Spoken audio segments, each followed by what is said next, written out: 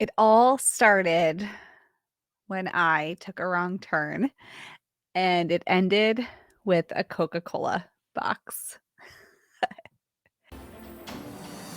We know that you were born magical. We know that you are intuitive, and we know that you are brimming with everyday enchantment. Here at the Sisters Enchanted, we believe in intention, we believe in intuition, and we believe in everyday magic. Welcome in to the Expedition to Soul podcast. Welcome to today's episode of Expedition to Soul. Today's a different kind of episode. Firstly, I'm Sara, founder of the Sisters Enchanted. And secondly, I'm going to tell you right now that we have our Holistic Witchery program open for registration. And we've got a super fun bonus that expires today. So you'll want to check that out. And I just want to get that out of the way so I can tell you this story. But yeah, holisticwitchery.com. Now, a wrong turn, a Coca-Cola box. What is this story? You know those moments where like you can feel the anxiousness like welling within you, and suddenly your senses are like dialed way up, and you can hear everything and you can feel everything, but you don't know what to do, right? And you're just like suddenly everything's too hot, your body's hot, the radio's too loud, like basic wind is just too much. So I was driving to a house that I was going to stay in with a bunch of members of Team TSE and also some of our program participants from our small group. And I had never been to this house before. Now, I am often on the phone with my sister. And of course, I don't hold my phone and drive, nothing like that. I follow all the laws. But I'm talking to my sister, Anna, my co founder here at the Sisters Enchanted, on the phone. And as I'm talking to her, my map on my GPS thing is also telling me that I'm here. I've arrived. You've arrived at your destination, right? Now, have you ever felt like in life where like you arrived at your destination, but you were like, where am I? I felt this way. I know when I graduated with my master's degree, like I had arrived at my destination, but I was like, WTF, where's my destination? I think like so many moments in life are like that, where it's like, I've arrived at my destination, and you look around and you're like, I think I missed a spot because I don't see anything that feels like a destination. Well, not only does that happen in our lives, obviously it can happen when we're driving too. So I'm on the phone with Anna. My GPS is telling me I've arrived at my destination. I'm having all of these feelings of like, suddenly it's too hot in here and all of the noises are too much. And I don't know what it is that I'm supposed to do, which is a lot like life, right? And you're like, I've made it and I have no idea what I'm supposed to do. So I keep driving, and finally I took a turn thinking I could turn around. But this road, it I keep going and it ends in some like a building. I don't know what they do, some kind of professional building. So I pull in this parking lot, still on the phone with Anna. Like my tires screech, because I'm rushing because allegedly I arrived at my destination, but like I don't know where my destination is. Anna's saying, "You booked the house. Don't you know what it looks like?" And I'm like, "What kind of person do you think I am to just know what the house looks like? Have you ever met me?" Like I do the things, it doesn't mean I know what I'm doing. So I turn around, right? And now Anna is in our group chat because at these times when you feel like you're supposed to be somewhere, but you don't know where you are, having somebody who has your back can be tantamount to like survival in these moments. So Anna's in our group chat at work. One of my workmates, Jenna, was already at the house, and Anna's like texting Jenna saying, "Sara needs you to go outside. She doesn't know where the house is." Right. So I whip around in this parking lot.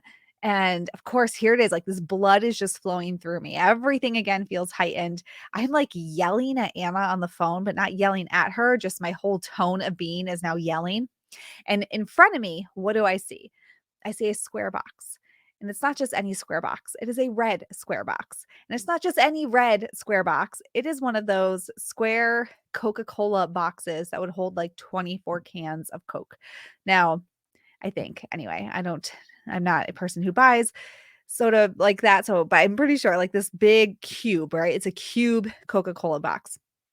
Now, this is where things get dicey. This is this is where everything goes south. In these moments where we feel directionless, we feel like we're trying to just not get lost and hang on, right? This is when we start making survival decisions. It's when we start thinking reactively instead of stopping to say, how do I want to feel? What is my intention? Where am I going? What does my future look like? Right? We do this in real life all the time where we're just like, oh my gosh, everything feels hard. Everything feels like pressure, and we just start making these reactive decisions that are in no way in alignment with what we're doing with our lives, sometimes like flat out not smart, and then other times we convince ourselves that they're smart decisions. And then next thing you know, the Coca-Cola box is lodged under your car. Except in your life, the next thing you know, that decision is lodged in your daily life, and it takes a whole lot of effort to undo it. So, if you can't guess by now, what did I do when I saw this obstacle in front of me? Now, it was laying on the floor, like the floor was laying on the pavement, sort of like a discarded box of like it was a discarded box, not sort of. What am I talking about? It was a discarded box, but it was near like a dumpster, right? Or a trash bin. So I made the assumption that it was empty. And what did I do in that moment? Made one of those reactive decisions. Chaos ensued in my mind. I was lacking clarity, which is exactly what happens to us in life, right? When we lack clarity, chaos ensues and we just do stuff. We just do stuff reactively. So I'm like, oh, it's got to be an empty box. I'm like whipping around. It was literally in the middle of this like exit way. There was no way I could go around it. I would have had to stop the car and move it. And so I'm like, I drive a Honda Pilot. It's going to be fine. And what do? Barrel the heck over it. Which is what we do in life though. We just like barrel through the thing in front of us, and or we stop completely and don't know what to do. Like we just like go into panic and don't do anything, which in this case would have been the other thing I could have done, was just like stopped and been like, oh no, I don't know where I'm going. Someone needs to help me, right? But no, I went with the barrel through situation. So I just drive over this box. Thank goodness it was in fact empty. But the next thing I know, I hear this noise. It's like a dragging, scraping noise. And in our lives, how does this show up when we do this very thing? It shows up as resistance and disenchantment and dissatisfaction and feeling just like, completely disenchanted with our lives. And it's like all this life is happening, but there's this low hum of like dis-ease within our energy because we've stepped into things out of this moment of chaos and uncertainty, and like we arrived at the destination but there is no freaking destination. We don't know where we're going. Luckily, in my case, though, my real life story, Jenna was waiting outside in front of the house for me. So I'm driving down the road and I just hear this scrape, scrape, scrape, scrape, scrape. There's like a dude walking on the sidewalk with his headphones on, and he like stops and looks at me, like, are you in distress? Is what his like face is saying. And I'm driving, yelling at Anna on the phone, not yelling at Anna, but like yell talking at Anna on the phone, a lot like this. I'm like, oh my gosh, it's a Coke box. It's stuck under my car. It's scraping. Someone's looking at me. She's messaging Jenna, telling her that, Sarah, if you hear a noise, it's Sara. So I'm just pulling down the street, driving with this Coke box, pulling underneath my car, right? And then I see Jenna on the front porch of this house. So I jump into the driveway, pull in, and as I pull in, the Coke box comes out from underneath my car. Well, so now I pull into the driveway, and leaving behind me is the owner of the house pulling out at the same time. Meanwhile, the Coke box fell out of my car right at the end of the driveway. So now I'm embarrassed to all get out because I was making such a ruckus and I have just left a Coke box at the end of the driveway. And so I'm like, oh gosh, I don't know what to do. Frozen in time and space. And this is that frozen thing where we feel completely overwhelmed. We don't know what steps to take. We're embarrassed because of the decisions that we've made. And now we have to live them and face them. And we have to speak up and admit to the things that we've like created for ourselves. Nobody else created it. We created it. And then there's where that pause happens. It's this stopping, like complete dead stop. So on one hand, we just barrel through because we don't know what else to do. We find ourselves completely out of alignment with anything we would have typically done or what we would have desired to have done because we feel like we don't know what to do. And like chaos is just reigning and everything is moving so fast. And then on the other hand, we get overwhelmed and we just stop. We get paralyzed and like hide because we're so embarrassed or ashamed or feeling guilty or like blaming ourselves. And I felt both of those things in that moment, all because I felt like my destination was not where the map said it was. And then I ran over an empty Coke box. And in that moment, I experienced so many emotions. This ended with a lot of laughter, like so much laughter and laugh tears. Anna was laughing on the phone. Jenna's laughing at me. I'm laughing at me. But I felt this like the essence of panic, right? And the heat and the sensory overwhelm and the what do I do? And while this ended up being a funny story, and I didn't drive very far, it was like 1 block and, it's all good. But really, that feeling that I have felt so many other times in life, in real life, like whether it was with a job or getting married or like having to have a hard conversation with somebody.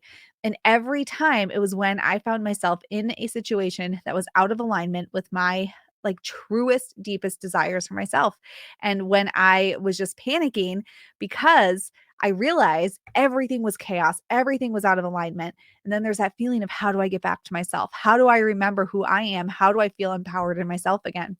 And I bring this up because those feelings, those emotions, all of the blood coursing through my body in that moment was like I remembered all of these sensations and all of these times from the past when I felt the same exact way, even when I wasn't driving down the road with an empty Coke box lodged underneath my Honda Pilot, right? This just happens to us in life.